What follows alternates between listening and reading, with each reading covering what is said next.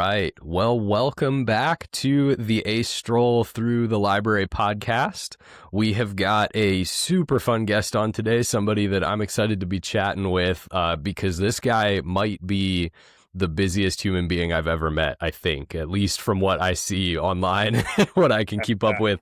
So this is Gavin Linderman. He is the lead pastor of Axiom Church, which is one of our Mennonite brethren churches. We're in the same denomination. He also owns Easy Tiger Bar. He owns the Project Banquet, which I think runs a ton of things, if I'm right. You can correct me if I'm wrong about that, but I know there's the Monastery Art Studio, there's Driftwood Coffee, a bunch of stuff under that umbrella as well. And then he's also, maybe most importantly, if I'm correct, the bassist of a rock band. So that's pretty awesome. Love to talk about that a little bit. He's also one of the directors at Surge Network Arizona, a whole bunch of other stuff. He's always doing something. So welcome. Thank you for popping on here, Gavin. I appreciate it, man. Dude, thanks, man. I appreciate it too. Yeah, everybody calls me busy. Yeah. And it's, I'm just going to dive into the books now because Eugene Peterson, as you know, the unbusy pastor. And that is like the icon for the kind of pastor I want to be, is actually not busy. But everybody thinks I'm busy, which is kind of the trick, right? Like, if you're really good at this job, if you're really good at this, you can be, you can create culture, and in that create a number of spaces, but you don't have to fill every space. Presence is required. But you don't have to be the guy in every one of them, So Absolutely. I have a lot of things I'm passionate about, and certainly have said yes to many of those things, but I'm not that busy, believe it or not. So hey, that's a good thing. I gotta learn more of that one, I think, but but that's a good thing for sure. I feel that it's kind of nice to just find things that you're passionate about and work through that. I think especially when it's like your job or multiple jobs, it makes it a whole lot easier. And on top of that, not having to be the person to run it is one of those. I think it's always the pressure of a pastor is I always have to deal with that. Like, I don't have to be the person leading this thing. I just kind of got to set it up and put the right people in place, and culture is a huge piece of that. Yeah, and if we're just practitioners of what we preach, then that means that we're going to be in a lot of spaces. If our church is like kind and has a good ecclesiology, they'll probably let us be involved in that. It's like as you're writing books, that you're not taking off the pastor hat entirely when you do that. No, definitely not. It's all part of your stewarding of the corner of the sandbox that God's given you. And so that's how I look at it. I wear the same hat in every one of those spaces. And No, that's awesome, man. No, I see all this stuff that you post on Instagram, and I'm like, man, I want to get involved in all these things that look awesome. So if you're in or near Peoria, Arizona, go check them out. Go check out all the stuff. I promise it looks like fun from out here. So one of these days I'll get out there. But yeah, it is pretty cool. Give me a date. Just give me a date, man. We'll fly you out. It'd be awesome. Dude, I'm down.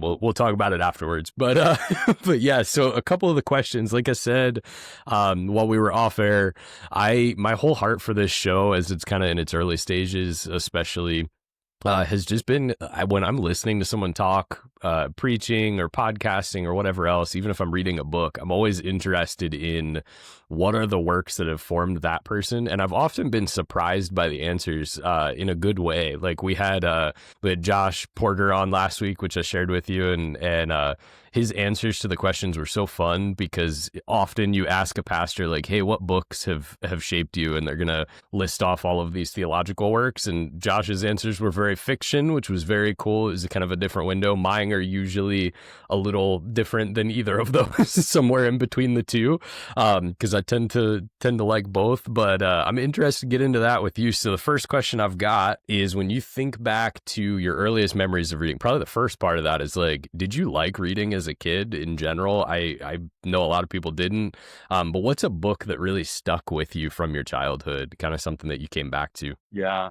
Well, what comes up right away first is it's kind of an experience in grade school when I was struggling to read, specifically in comprehension. Well, yeah. And the irony was, like, I didn't even know what comprehension meant, right? Sure. And so I was like, wait, I'm struggling in what? I don't know what that means. And they're like, well, it means you don't know what things mean. And I'm Yep. like, oh, and like we remember the things that kind of hurt, right, or stung a Oh little yeah. bit, and so I've always like had a weird relationship with reading ever since, to be honest. Yeah. And so that being said, yeah, there's some books that stand out, and we have to give credit to the school systems we're a part of because they make you read some. But there was a book called Hatchet, which Oh yeah. most young dudes and millennials are aware of, and that book was I bought it, read it, and then got all the sequels and read it all over the course of the summer, and it sort of instilled a little bit of the pioneering spirit in me. I Yeah. think that has to this day been sort of something I come back to. And I'm not even a big woodsman, you'd think I'd be like, but Hatchet, you've heard of it, that one? Yep. Yep. Absolutely. Yeah. Does every pastor say that book? Because that would be really funny. No, so far I have gotten, I think Jurassic Park has been the biggest one that I've heard the most thus far. But Hatchet is one that I really enjoyed. So it's one of those like required reading in school. And I honestly hated required reading so very much. Cause I don't know, there's an element of, you told me to read this, I don't really want to do it. If I found it on my own, maybe I'd enjoy it. But that was one that I do remember really sticking out to me as well. Just kind of a fun book, even if it may not be viewed that way by everyone. I enjoyed it, so I get that one for sure. And Yeah, that. yeah. Sorry. No, you're good. That one, and I can't remember the name, but the book sticks with me. It's Frank Peretti book. Oh yeah. Which again was like the Christian adventure, killing demons, that kind of thing. Yep. And for kids, it's just kind of hilarious. Like how many of us got such bad theology and trauma out of Oh some of man. that? But I those were remember I remember Frank Peretti. I had not grown up with Peretti. That wasn't a thing that my parents had brought in for whatever reason. Probably because we were a pretty reformed household and that just wasn't that vein of theology. Wasn't as big. But my wife, when we started dating, she was like, "Oh my goodness, I can't remember the title of the movie either, but it was a Frank Peretti movie made from one of his books." She was like, "How have you never seen this?" She was like, "You like horror movies?" I sat down and watched that, and I was like, "That was totally different. That was not what I expected whatsoever. Not entirely sure how I feel about it theologically, but like, cool, man. I guess there's something for yeah, Pentecostal Christian kids, maybe, but I don't know." yeah, classic, man. Yeah, those ones rise to the surface for me. So I do like reading, and I did like it as a kid, but I was a little Yeah. gun shy. I was looking for the easy reads early Yep. on, so I don't know at No, what I point get I that. fell in love with reading. Yeah. I recall, like, for me, I guess it was high school. I started reading The Scarlet Letter, Hmm. which in retrospect, classic book, probably great. I will be completely honest, I have not picked it back up for this exact reason. But I remember reading through it and I was like, oh my gosh, I have read 6 pages of this book and I comprehended maybe one phrase. Like I know the story because I've heard all of the cultural zeitgeist, what this book is about, but I have no idea how you get that out of this book because man, it's written in like King James times 10 English. I don't know what's going on with this, but but yeah, I struggled through reading a lot in middle and high school, and finally I think college age was about the time that I actually enjoyed it for the first time. But when it comes to just books that we read in our childhood, one of the things that we've talked about a lot on the show has just been the reality that a lot of us kind of, whether it's escapism, I don't think is always the case. Like I had a pretty good childhood overall, but I really did enjoy like reading. The few books that I enjoyed was just kind of a respite from whatever else was going on. So one of the questions I like to ask is like, what was going on in your life at that point in time as you encounter that? Where'd you grow up? What was that like? Yeah, I was a Midwest kid, and the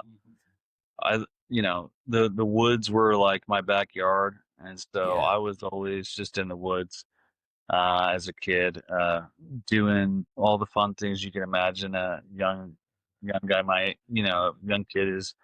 Um, and I think books sort of helped make reality more interesting because it gave us an imagination to play. And if we're just left with our purely empirical senses, like that's no fun, right? And Yep. so as a kid, it was easy to, and in some ways it still is, but yeah, I think the books gave me a chance to like dr- uh, be better outside of the book, right? Like, and Yeah, so that's why I think books like Hatchet and stuff were great for stuff. Get me absolutely. out there. Yeah.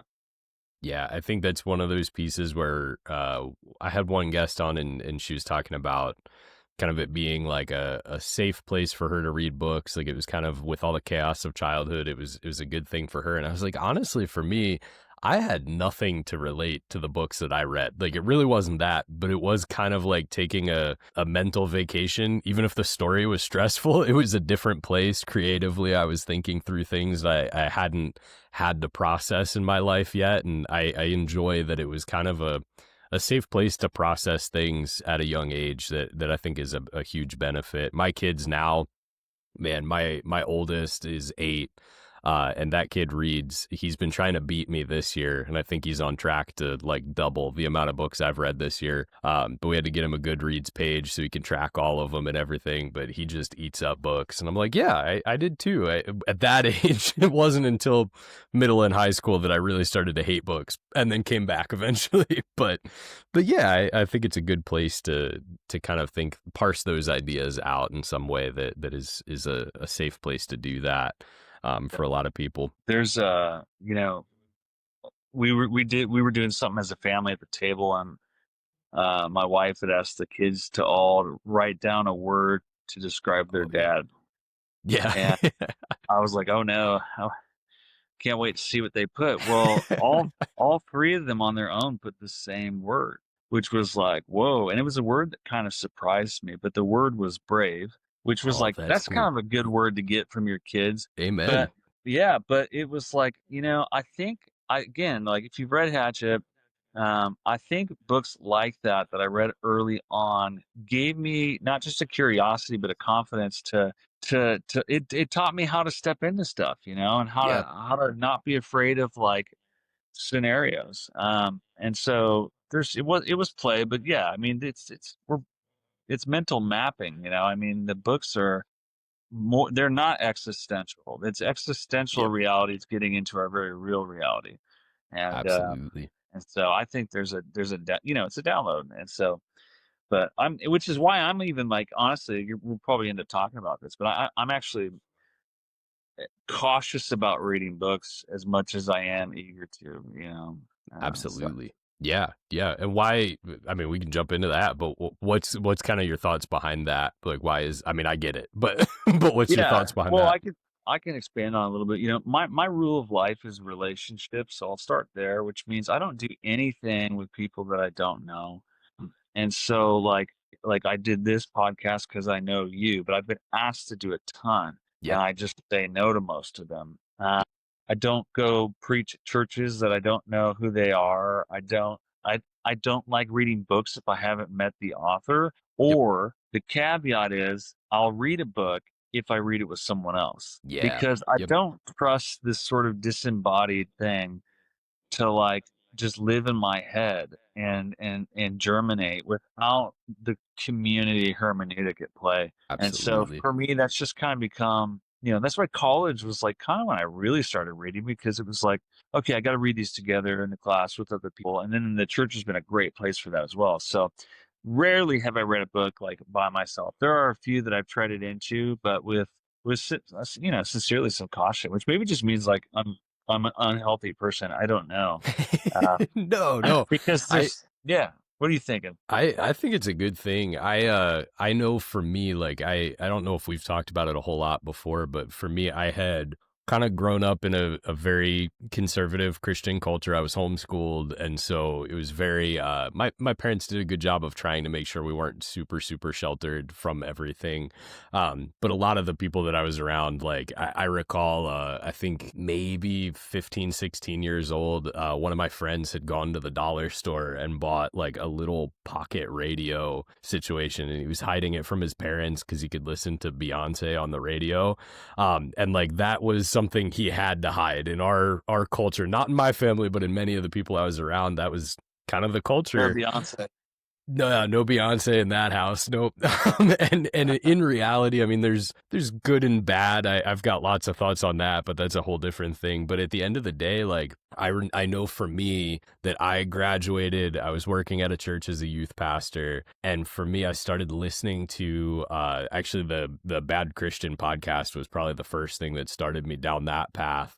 And started listening to every author that they had on, reading the books, and without community, because I felt very alone in my own place, and without community I got to a place where I was like, hey, I have these problems with the way that the church is operated, and I do still hold that many of those were valid. But then these guys who are offering the fix to those problems are often just as hate filled and angry and everything else as what I was used to on the other side. But I didn't have a community to process that with. And it wasn't until later when I could talk with other people who knew what I was talking about and was like, oh, yeah, I read the same book. I've thought through that.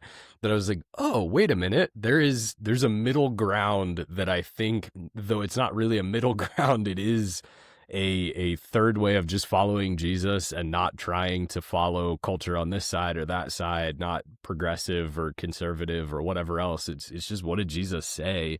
And that often gets me in trouble still with people because maybe I don't fit whatever boxes they're anticipating, but that's okay with me. I'm all right with that. But it's only because of community that I could get there. Apart from that, I think I'd just go in my own head far too long. So I think it's not an unhealthy thing, I guess I would say. I think it's probably a healthier way of reading and No, you're processing in right. general. And guys like us tend to be pretty fast at putting down some of this stuff. And Yep. if we don't have places to tease it out and work it out, we end up pretty frustrated Yep. and isolated. So it actually can harm us. Absolutely. And so even like, they do these speed reading challenges and like, how many books can you do in a year? And I'm like, man, like, talk about planting seeds on rocky soil, Yep. like where it just gets snatched up because you're digesting so much, it's gluttonous, versus like slowing down a chapter a week with your community group, Yep. and processing and then practicing so that it's better soil. Yeah. So Bad Christian and a lot of the guys and women that they had on there, I think those voices were all actually really helpful. Yeah. Yeah, No, fine. absolutely. They're all somebody's heretic, but who Yep. cares? Like, Yep. um, we need a bigger orthodoxy, I think, or a more generous one at least. And I think guys like that were helpful for a lot of folks to kind of like get outside of the sort of catechism that they'd been, um, taken in. So, which that's a gift and a curse, right? Like, Yep. Yeah, I we wouldn't get to trade it. serve. Yeah. I wouldn't trade it. I think it was good. It was formationally. It kind of gets into like a lot of the newer podcasts and radio shows and stuff where people are talking about the evils of deconstruction. And I'm like, guys, sometimes if your foundation's built on the wrong thing, it needs to get knocked down. Like deconstruction's unequivocally necessary. Now the question is, what do you do once you've blown it all up? Like what what are you rebuilding on? That is Yeah. where I'm like, okay, now we've got concern here as the church. How do we do this? How do we aid in that building? Yeah. Yeah. And I think, well, read the book of Haggai, start there, because that's all about rebuilding. And Amen. I think to me, what's so, I would even take it a step further. I would say that there's a way in which the deconstruction movement is actually ascending. Yep. It's not just a falling apart, but God he's taking people, he's tired of us just being at the church. He's getting people outside of it. And I've been amazed at how many people have left even the church I pastor on foolishness. Like they were deconstructing and they took it out on me as the, white patriarch Yep. pastor. And I was like, whoa, like I'm like the opposite of that. But that's fine. And then a year and a half later I bump into them and they're like, A, they're owning that, but B, they're like witnessing in places they would have never been. You take Amen. like a classic case like Mars Hill, it's the easy Yep. target. That thing toppled down, but out of it, how many communities got birthed? Hey.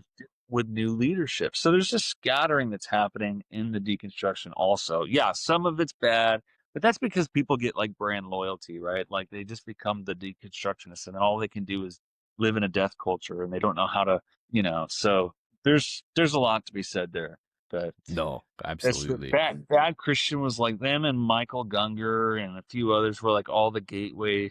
We want to blame them all for like robbing our youth, but in some ways God was using them, man. Oh, definitely. No, I can only say I don't know that I would have found the encouragement that I've found through like a Eugene Peterson without having, because that wasn't part of the cultural zeitgeist that I was in, Yeah. without having gone to Richard Rohr and figured out those things first and kind of worked backwards from there. So no, I again, I'm grateful for it. I think it's healthy, but I do like the community element, because without that you end up just an island, and that's never a good thing in my opinion. So yeah, one of the things that I was interested in, and definitely I know we actually talked a little bit about a couple books before, but one that I was interested in hearing, is there a book that you return to over and over again? Are you like a rereader, or do you tend to read it once and put it on the shelf? Is there something that you have come back to? Yeah. Yeah, there's a few books like that. I did bring that book, or that question stood out to me. So I did bring this copy of Yes. Yep. The Ladder of Divine Ascent by Saint John Climacus, and I come back to that book weekly, man. It's almost a part of my like rhythm now to just be in it kind of constantly. Um, and not that like I've had to reframe a lot of his theology for it to Sure. be healthy and to be able to meet God's spirit in it. But at the end of the day, like the way he speaks and talks about life and God, it's like there's just it takes me somewhere I can't go on my own. And so that book, yeah, is one. And it is also probably the book that's like reshaped so much of my like worldview and relationship to like our metaphysic, like how we see reality. It's like um just it's a breathtaking book. I think he's one of the saints that probably gets overlooked, but Yep. and he's gritty, like very gritty. He'll tell you to go stand outside in the middle of the night and wait for the demons. But there's something true in that. It's like, okay, yeah, I Absolutely. do. You go take a walk alone in the woods. That's what's scaring you that you don't know that's there, Yep. right? Yep. Is it just the dark? So he he teases some of that stuff out, as an example. So that's one, and I think the other one, everybody I know, I think goes back to this book. I bet you could guess the book I'm going to point to that was like the game changer book. The game changer book for you, man. I'm Well, for gonna everybody. for yeah. I know the one we've talked about in the past, so I'm gonna go with that. I could be wrong, but I'm gonna go with contemplative pastor Eugene Peterson. Okay. Is that the one? Not the one. So Okay. that's a Okay. good. But the book that I hear people always point to, it could just be like guys my age too, but it's The Divine Conspiracy. That would have Uh, been my second guess. So so I'm close. I'm close. I love yeah, that. Yep. Yep. and I would argue with the the main thesis of that book. I would Mhm. actually say Dallas Willard was wrong when he talks about this idea of, you only take with you what you become. And Yep. this whole idea of transformation and becoming is not, to me, the main Yep. um, heartbeat of the kingdom. The goal of the kingdom isn't to make me more like Jesus, although that happens. The goal of the kingdom is to put me in a room with Jesus, to Yep. spend, to have a relationship with him. And that's where I would differentiate a little bit. Regardless, theologically, his ability to succinctly speak and talk. And again, back to the metaphysic, like what is reality? Well, that's the kingdom of God. So yeah, that book's a colossal, man. That's one of the books that'll still be around. He's been, Dallas died in 2013 or whatever, Yep. 14, and our kids uh, will be reading that book. So No, absolutely. Yeah, and I think Dallas's contribution not only is him, but also outweighs that, even in the direction of like, I to my understanding, John Mark Comer is a contemporary of Dallas Willard, and there are some things that I push back against that Comer writes, but at the end of the day, like overall good stuff. Lots of people reading it, more than I've ever seen hardly any other Christian book get read. I talk to just about anybody and they're like, "Hey, have you read this book?" And so in fact, the Ruthless Elimination of Hurry was one that I was reading that, and it was the most convicted I think I've ever been. Somebody had told me to read it, but about speed and trying to get through things. I'm listening to that book, and I realized when I looked down that on my Audible, on my phone, I had the book playing at 2.5 times speed, listening to a book about slowing down. I think I did the same thing with Fadling's Unhurried Life, something similar to that, where I was like, oh, shoot, I am the opposite of what this book is telling me to do. And I think they're right. I think I need to slow down. Yeah. This is what I would preach to people, but then I'm here listening to it at 2 times speed. And so, yeah, I think the contribution to the church is vast within that, not to mention just Willard being one of my favorites as well. So I definitely get that one. And I think what Comer did a good job with was this thing, like everybody that was preaching Dallas Willard 10 years ago, myself included, was like, how do I make this accessible to everybody? Because nobody's going to read The Divine Conspiracy. Yep. And what John Mark did that none of the rest of us did is he goes, yeah, I'll just rewrite it. I'll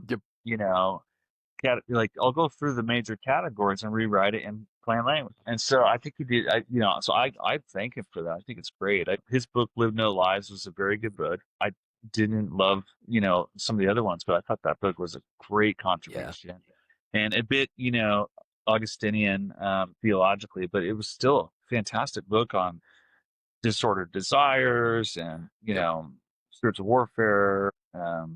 He did a good job with that. No, absolutely. Yeah, that is one that I think we just added that to our student library here. So we've got it laying around. Hopefully somebody picks it up. But yeah, I think there's some good stuff in there.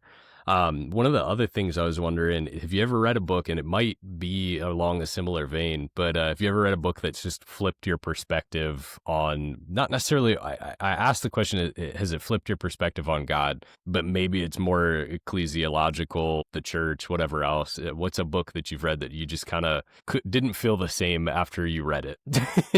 Yeah. I think the book that's coming to mind for me right now, and I'm going to give you the author's name first, because that might, Greg Boyd is the author, and the book that he wrote on scripture, which I'm trying to remember the name of the book, Imperfect or something like that. I'd have to look it up, but his book on scripture helped put language to something that I was like already wrestling with, but couldn't connect all the dots to. And then with that, accompanying that was his work on, cross vision. And then of course the crucifixion of the warrior God. Amen. So all of those, his work in general, probably him as an author more so than just one book, helped me sort of do my 180s, if you will. And Divine Conspiracy as well. I mean, honestly, as well, the gospel of the kingdom was not something that they were really teaching well in seminaries or in the church growing up. And so both of those books both of those authors were paradigm shifts for me, big time. So, yeah. Sure. And both those authors got me in a lot of trouble. So Yep, they will do that. That's for sure. I know Boyd came to speak here. He was out in Heston, Kansas, so not far from where we are, 10-minute drive, whatever. And I actually didn't get to make it. We had family stuff come up and I didn't get out there last year, and I was bummed about it. And I'm talking to another pastor in town, and he was like, "You were going to go see Boyd?" I was like, yeah, like I think he's great. I mean, there's points I disagree with, sure, but there's very seldom do I meet someone who I totally agree with, and that's okay. It's probably better that way. Like, it shapes us far better if iron sharpens iron, in my opinion. So I think that's a good thing. But no, he's written some incredible stuff for sure. I've met so many people that like to take a crack at him, and it's really just because so many reformers like to crack at him.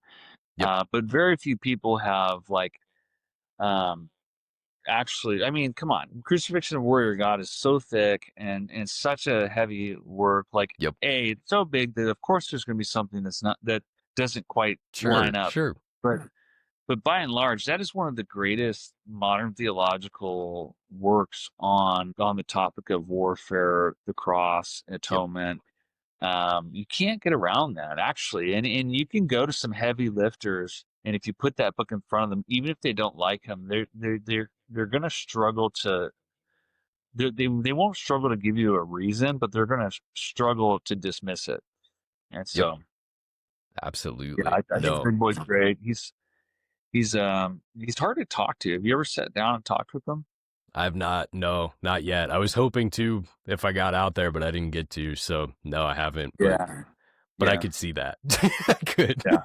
I'm No. like, dude, you make me want to smoke cigarettes so bad. Like, it's making me like a nervous wreck sitting here talking with you. But he's a bit squirrely, neurotic, I Yeah. guess the word, but super cool dude. So yeah. Yeah, I think I've got a friend who drove from Michigan to go camp at his front yard to try to talk to him one time, and Ah, I don't think that worked. Pretty sure that he got asked to leave because that's understandable at that point. If someone camped on my front yard, I'd be like, "Hey, I want to talk with you, but I'm also a little concerned how you got here. But that's cool. It's cool. We'll talk." yeah, But yeah, I can imagine. So no, I think there are quite a few that I remember like getting my first, especially moving into like our denomination, into the Mennonite Brethren world. I didn't have a whole lot of context. My context for moving into here was I had met Bruxy KV prior to that whole situation coming down, through a podcast that I was working on at the time as an editor. And I had asked him, I said, "Hey, I agree with the Mennonites on these particularities. I've got some hesitation on these points. Do you know of anyone who would kind of be similar in the US?" And he had said, "Hey, check out the Mennonite Brethren." I did, and I ended up in Utah about a year later, and had a great time out there. But it was funny because I came in and I was like, "Hey, I've read these books, these ones," and a lot of people were like, "What on earth are you reading?" And I was like, "Hey guys, this is like like a lot of it yeah, stuff that we resonate with in some sense." So it was cool. I don't know, it was a good thing ultimately, but it was yeah. definitely a I surprising haven't one.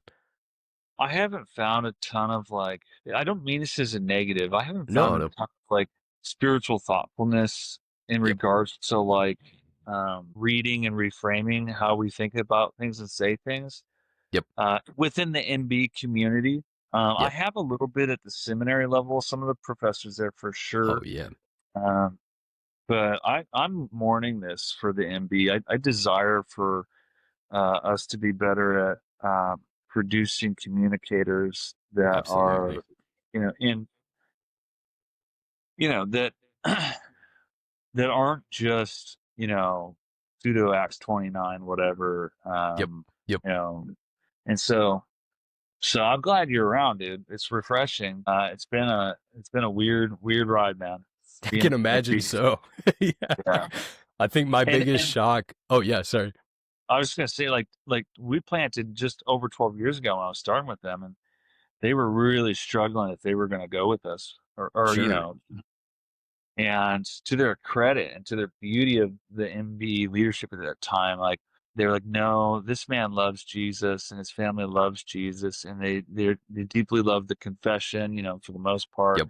Yep. and um, yeah, and they got behind us, but not without real hesitation and concern, and not because of the tattoos or whatever Yep. that thing Yep. like that's like you know it's like that's just like a qualification to be like non-denominational. It's like Yep. tattoos, Yep. Yep. It's the and truth nowadays. it was, but it was, yeah, it was our open communion practices and some of my hermeneutic stuff. But I was like, hey, my grid's just a little different, guys. Like, but I can affirm and submit. So Absolutely. Yeah, I think the most shocking for me was having gone out to Pacific District first. There were plenty of people with tattoos. That was just kind of like I don't know. A lot of the PDC vibe was more non-denominational. I mean, South Mountain, where I worked at, Yeah. most people have no idea it's Mennonite Brethren. So there's that element of things. So when I came out here and I interviewed and they were like, whoa, you got a lot of tattoos. I was like, yeah, you guys don't. Like, I'm surprised because I thought that's what we did. Like, this is my only experience, man. Like, Yeah. it was a wild one, but it worked out. They haven't kicked me out yet, so I'm happy to be part of it. That's for sure. Yeah. It's pretty great. But yeah, back to some of the book stuff. I think one of the things I was going to ask, is there a book that gave you language for something that you didn't have? But I think you kind of answered that one with Willard and some of that stuff. So what? Moving on, I would say if you could put, and this is always probably the most challenging, and I put it that way on purpose because I could ask if you could hand a book to every single person and everybody could say the Bible and we'd be great. But I want to know if you could put a book in the hands of every Christian, what would that book be? What's something you think that Christians ought to read? It might still be the Bible, but No, I wouldn't put the Bible in most Christians' hands. We haven't done it. Not without community. Yeah, amen to that. Amen. So I would say, and this will connect back to an earlier book, but talk about the first guy to rewrite a Dallas Willard book was not John Mark Comer. It was a guy named Don Simpson. Yeah. And he wrote a book called Revolution of Character, which was the entry point or, elementary version of Renovation of the Heart. And that book is so simple, so beautifully written. It's not that long. It is the book that I have the most copies of here at Axiom that we give to every new follower of Jesus. And anybody wanting to go into leadership. I said, you just have to read this book. And we're going to meet as you do it.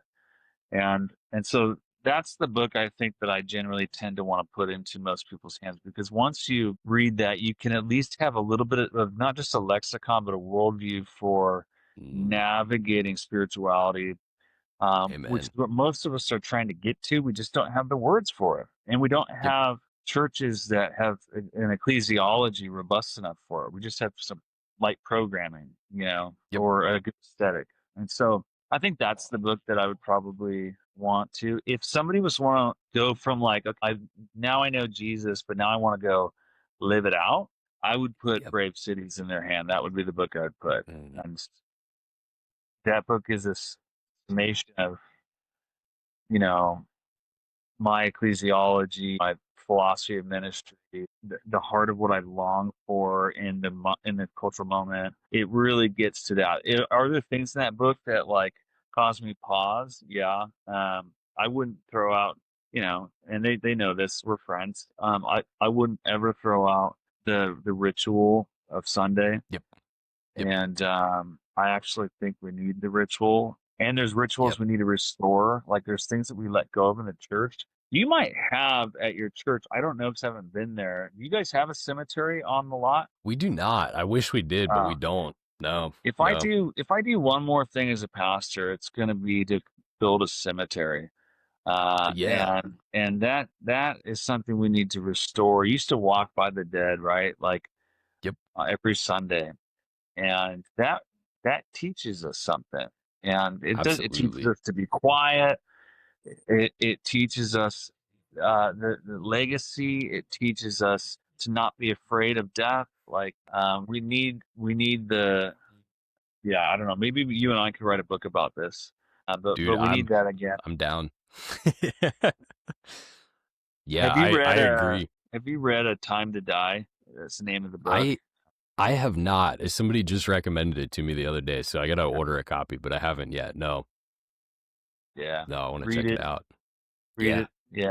Yeah, read it, man. Yeah. I'll have to check that one out. The other thing I've often thought about is like, especially in the Anabaptist circles, it used to be a pretty big piece of things, but I can't tell you that I have ever walked into a church service or actually anything other than a youth group once that I recall where there was foot washing. I was like, man, foot washing is such an awkward and uncomfortable ritual for sure. But I love that about it, man. Like, I think it'd be so awesome to have like the foot washing corner on a Sunday morning. I don't know. Have you guys gotten involved in that at all, or no? Or what's your thoughts on that one? Yeah, man, I've done it. I've done it here at Axiom Yeah. occasionally. I'll give you one of your neighboring churches over there in Heston. Heston MB, Brad Yep. Burkholder. Yeah. Yep. He Yep. was out here hanging with me for a week, and I washed his feet at the end of it in front of the church. And I've That never is so heard cool. more girly giggles in my entire life. His feet were so ticklish. I was Yep. like, Yep. bro, you're ruining this right now, man. Like, you got to stop laughing and like wiggling your toes, dude. It's creeping me out. Like, this was supposed to Yep. be a Yep. gesture of love, you know. He's never come back since and pulled all Yeah, that might be funding it. from Ford Axiom after that. That's But awesome. yeah, we do a contemplative arts service twice a year that has stations and live instrumentation and foot washing, but Yeah. it's free flow. It's not like we're all in a space and we're engaging as we're ready each thing. It's not like, okay, Yep. now go do this. So we do have done foot washing, and actually, hey, theologically, I would make the argument, and I think I would be in safe territory to say that it really should have been an ordinance, Yeah. Yep. because the way Jesus talks about foot washing was that you must go do this, Yep. and it was he uses similar language there as he uses with communion Yep. and baptism. And so it's like, why did we leave foot washing? The Mennonites were the closest to really embody Yep. that. But now we're like, I hear guys say that they're embodying it through like sort of like other ways. I'm like, no, you gotta get your feet out of your shoe, man. You know, Yep. Yep. there's no Absolutely. metaphorical foot washing going on here. Like, don't get me wrong. There's probably a good sermon in that, but like, but Sure. Jesus But got on not the the ground thing. and walked his feet. Yep. Yeah, Yep. and I think No. the second we restore that in every church, mark my words, the second we restore that in every church, we will eradicate uh, bad leadership. We Yep. will, like, leadership that goes south, that's hooking up with the secretaries, that's corrupted. Like, all those leaders are gone. Absolutely. Because we will restore humility and a submissive power um, that won't. It just you can't have your feet washed and be cheating on your wife at the same time, you know? Yep. And so Absolutely. I think we need it. You and I at our Yep. churches every single week. No, I'm I'm kidding. down. I'm down. No, we talked a little bit ago in church in one of our leadership meetings, and I was saying, as I was looking into the history of where the greeting minute comes from, that so many churches, I mean, you go to especially like mega churches, you've got the 3 minutes to say hi to your neighbor type situation, which is fine. It's usually just in my experience in churches, it's usually just been more of a transition piece where they're like, hey, we got to get somebody on stage and we want it to look clean, so we'll give everybody 2 minutes to be distracted. And that's kind of become the cultural piece. And I was like, guys, if you look into, especially in Anabaptist history, looking at these traditions where people wouldn't move on from this piece until they were done rectifying anything that had been, anyone who had been hurt or anybody who had something against their brother or sister, like the service could be 4 hours long and nobody cared, because that was the time where you were supposed to make good with the people around you. And I was like, man, it would be the most uncomfortable, maybe even worse than foot washing on a Sunday morning. It would make people uncomfortable if I said, hey, you got a problem with your brother or sister? You've got this amount of time or longer. You just keep going until you've figured that out. Because in community together, we're called to be in unity. We don't have to agree on everything, but we do have to be loving our neighbor as ourselves. And so, man, I threw that out there, and I'm not sure if that'll ever happen, that. but we were trying.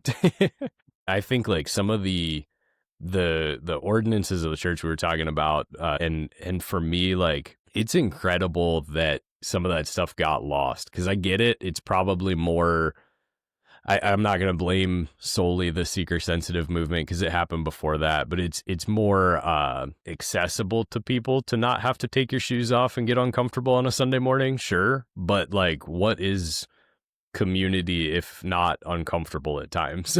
There's something that we've lost in the midst of that, that I think there's some benefit to trying to regain that at some point. And so I think it's a huge one.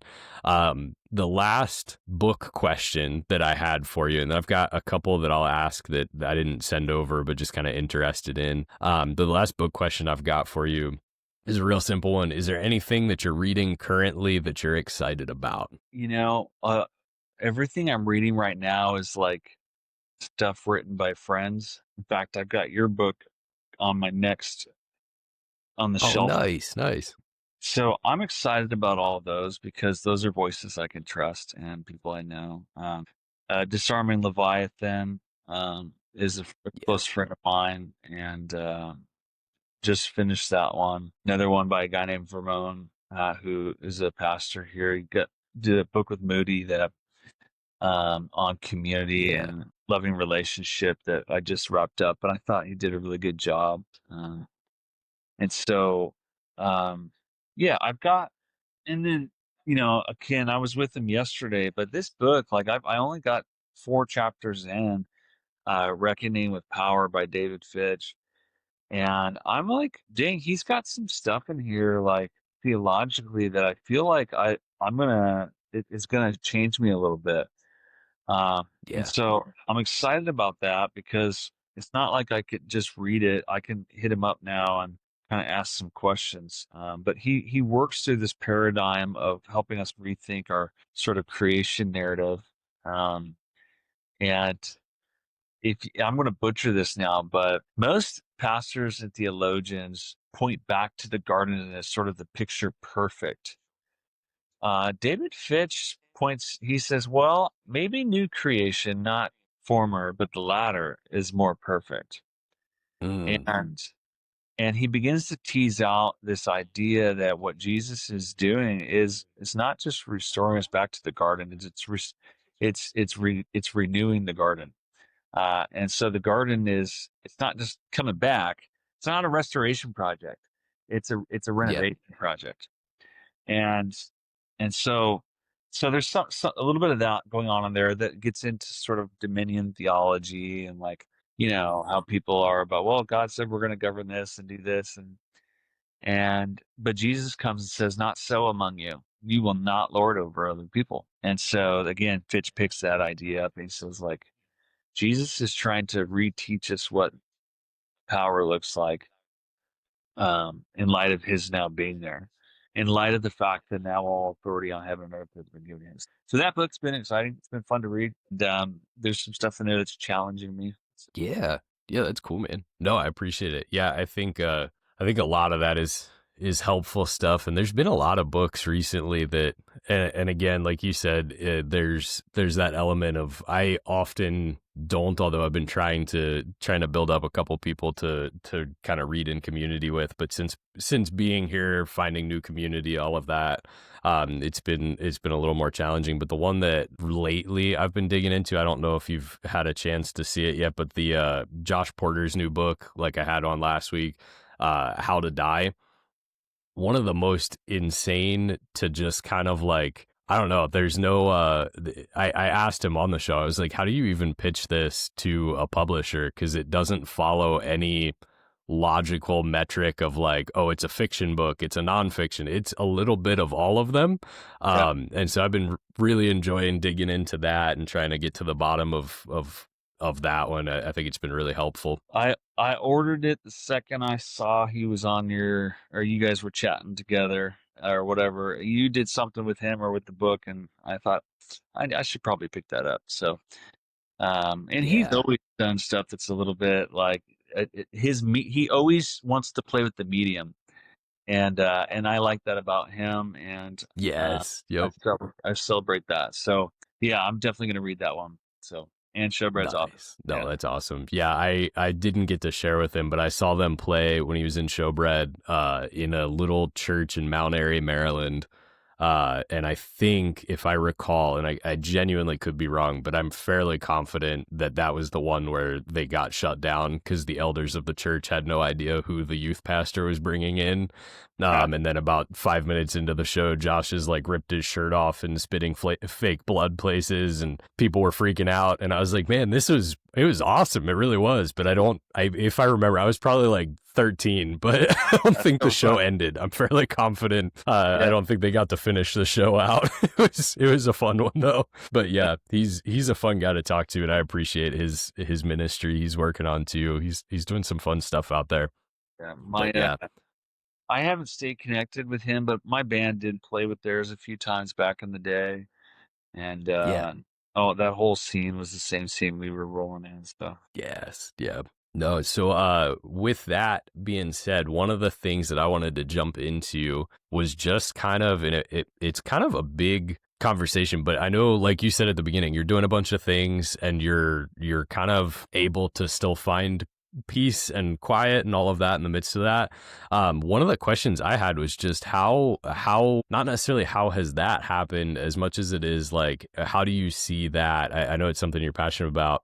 How do you see that in pastoral ministry? Like, I think we talked at the conference in Omaha a while back about just kind of like the future of the church and pastors getting involved in the community. Like, I know it's something that you're very passionate about. So how have you seen that work out in your community? You guys are doing a lot of cool stuff in Peoria. So how's that worked? Yeah, it's worked pretty well. Do you just to flip it around, like at your church, do you guys have small groups? How many do you guys have? Just out of curiosity, is it like 5 or 10 or Small groups? yeah, like We've got like 3 at the moment. Kerner has had a scarred past of small groups, and we're trying to get them up and running, hopefully. But we've got like 3, and we need like 20.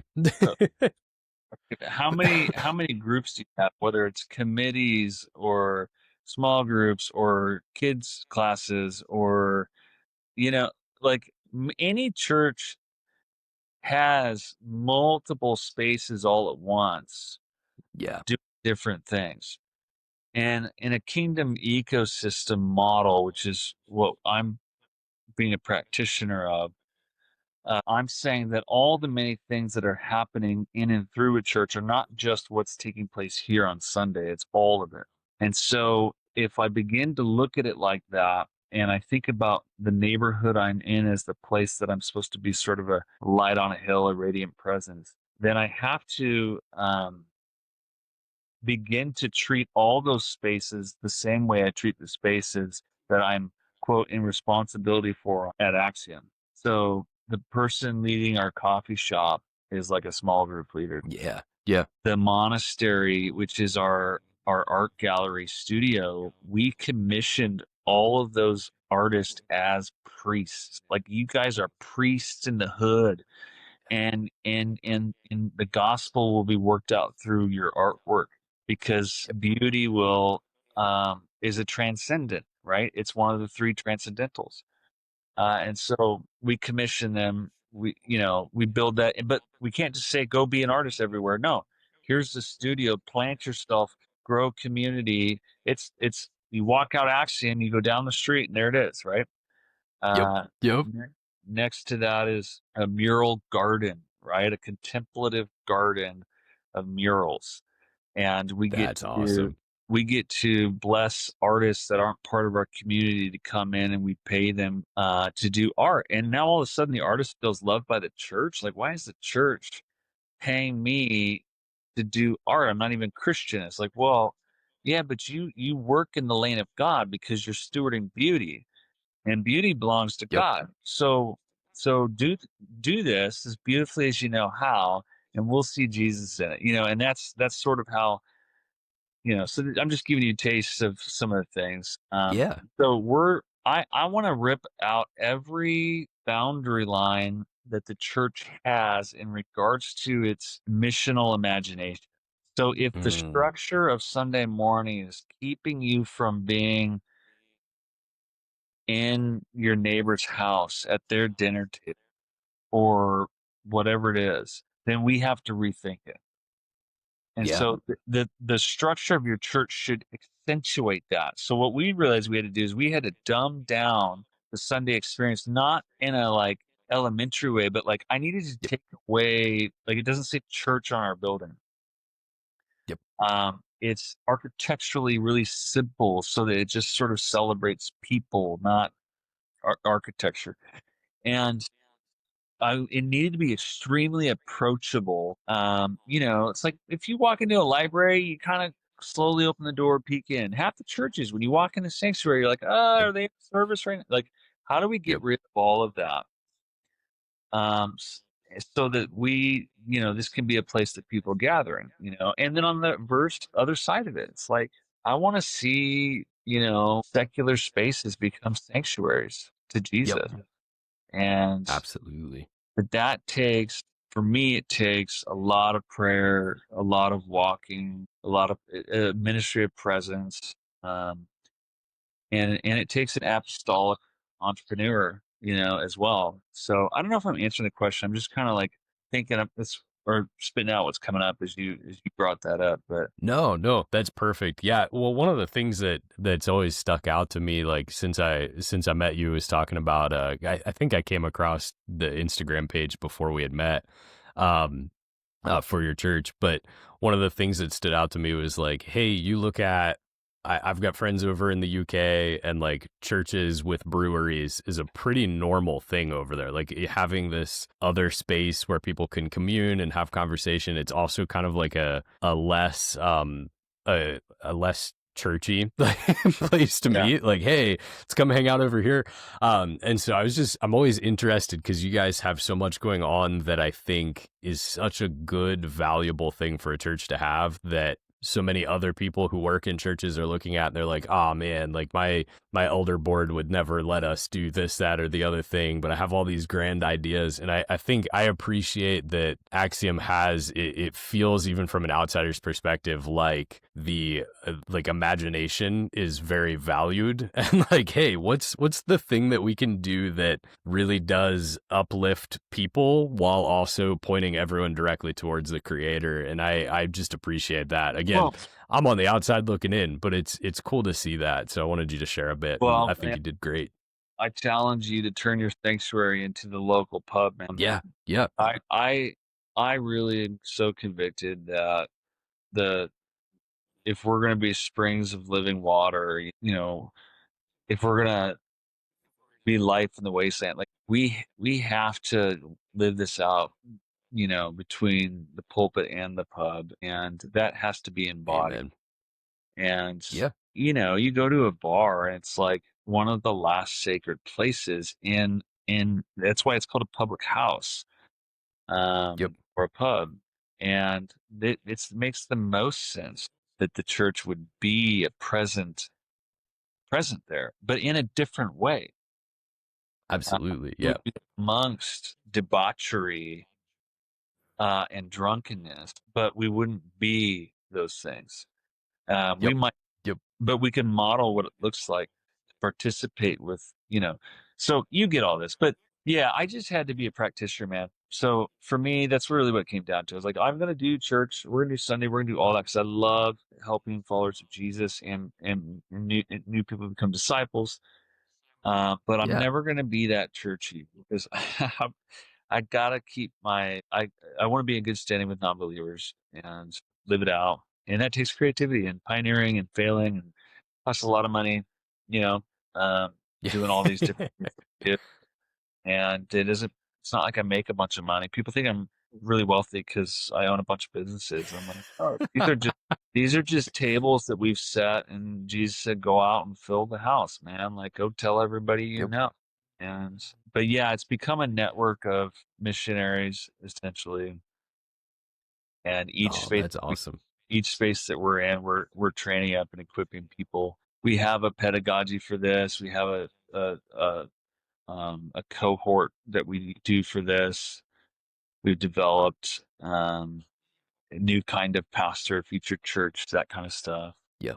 So No, that's awesome, man. No, I'm always encouraged to see what you guys are doing, and it helps inspire us as we're in a season we're just trying to figure out how to break people out of the mold, and I think we've gotten a good long ways over this past year, but how to break people out of the mold of what's expected in church and trying to push towards where's God calling you? Like, what is the thing that you have a unique ability that you can be part of this story without having to be strictly here on a Sunday morning? Like, what else can you do? And I'm inspired by what you guys do, so I appreciate it, man. But yeah, thank you so much for coming on here and being a guest. I know I didn't know that you get podcast requests all the time. I figured, but I didn't know that you don't usually do them. So I'm honored. I appreciate it.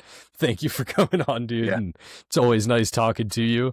So yeah, is there anywhere you want to direct people to check out your stuff? I'll direct people not to me, but to somebody else that I think, and I mentioned them earlier, but Brave Cities, the book Brave Cities by Hugh Halter, Taylor McCall. Yes. That is the ticket, man. And y'all should read it. You'll read about Axiom's journey in that book, by the way. But that book, I think, is most helpful. And Hugh Halter, I mean, he wrote Tangible Kingdom. He wrote tons of books that were, um, light bulb moments for all of us that were. Oh yeah. So that's where I'll point people to. Otherwise, Project Banquet, you can get a taste there. Absolutely. Well, thank you so much. I appreciate it, dude. And we'll have to continue following up. One day I got to get out there and check out what you guys are doing in person, but I appreciate having you on. And I think people enjoy getting to hear a little bit more about y'all's story and some of the books that have shaped you. So thanks for being on here, man. Appreciate it. Yeah, thanks. It's good to connect. Yeah.